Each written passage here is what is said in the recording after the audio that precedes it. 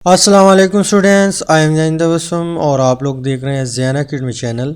तो आज की इस वीडियो में हम एक प्रैक्टिस प्रॉब्लम जो है कि है 4.5 ये सॉल्व करेंगे। अब क्वेश्चन किस तरह है?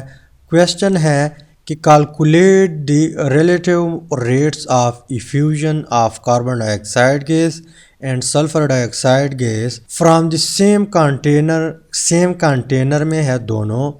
इसके अलावा at same temperature and pressure, यानी प्रेशर भी सेम है, टेम्परेचर भी सेम है, कंटेनर भी सेम है।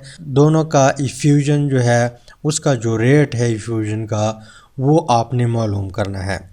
तो एक शॉर्टकट तरीका ये है, मान लो आपको इस तरह क्वेश्चन दिया हुआ है और आप लोगों को ऑप्शन दे दिए कि कार्बन डाइऑक्साइड का इफ्यूजन रेट ऑफ इफ्यूजन ज़्यादा होगा या सल्फर डाइऑक्साइड का ज़्यादा होगा या दोनों सेम होंगे, ऑप्शन सी।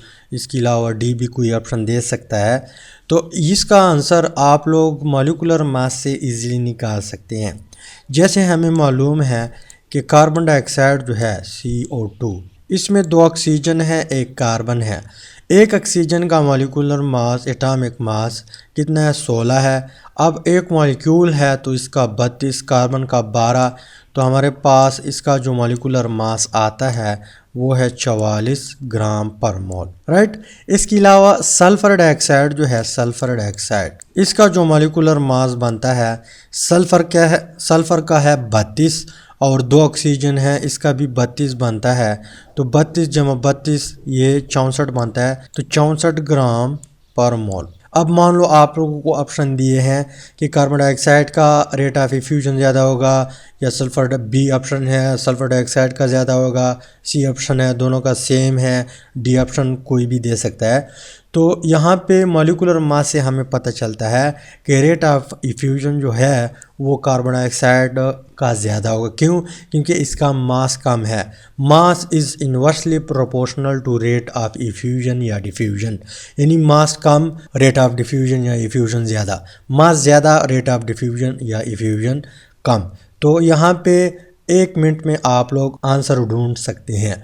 पर अगर आप लोगों को ये बता दिया कि आपने क्या करना है, ये मालूम करना है कि ये कितना फास्टर होगा, इसका जो रेट ऑफ इफ्यूजन है वो कितना फास्टर होगा, इन दोनों में से किसका फास्टर होगा और कितना फास्टर होगा, तो इसके लिए फिर हम ग्राम्स लॉ में जाएंगे।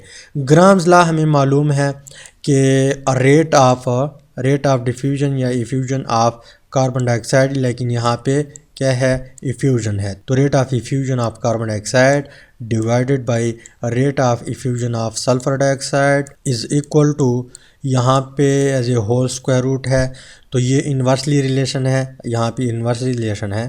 तो डिवाइडेड बाय इसका मास इधर लगाएंगे, इसका मास कितना है? 44 ग्राम और इसका मास कितना है? 64 ग्राम। अब इसको आपने डिवाइड करना है, तो यहाँ पे 11 4 44, 11 4 44 और यहाँ पे 16 4 64, तो हमारे पास यहाँ पे कितना बचा? स्क्वायर रूट उसी तरह है, स्क्वायर रूट यहाँ पे 16 है और यहाँ पे 11। अब कैलकुलेटर की तरफ हम आते हैं। यहाँ पे 16 divided by 11 is equal to, ये आता है 1.45 इतना आता है। लेकिन हम क्या करेंगे, इसके ऊपर स्क्वायर रूट लेते हैं। स्क्वायर रूट लेके हमारे पास आंसर आता है 1.2। अब इस 1.2 का मतलब ये है कि यहाँ से तो हमें पता चला कि कार्बन डाइऑक्साइड का जो रेट ऑफ इफ्यूजन है वो सल्फर डाइऑक्साइड से ज़्यादा है, तेज़ जाता है, तेज़ इफ्यूजन करता है। क्यों? क्योंकि इसका मास कम है। लेकिन कितने टाइम फास्टर है ये हमें इससे पता चला, कैलकुलेशन से पता चला कि 1.2 टाइम फास्टर है सल्फर डाइऑक्साइड से। कार्बन डाइऑक्साइड 1.2 टाइम फास्टर है सल्फर डाइऑक्साइड से, यानी इसका rate of effusion 1.2 time faster है किससे? सल्फर डाइऑक्साइड से।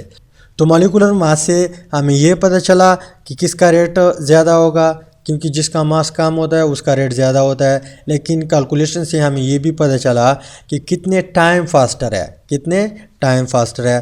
तो यहाँ पे हम अपना न्यूमेरिकल क्लोज करते हैं। उम्मीद करता हूँ वीडियो की समझ आई होगी। अल्लाह हाफिज़।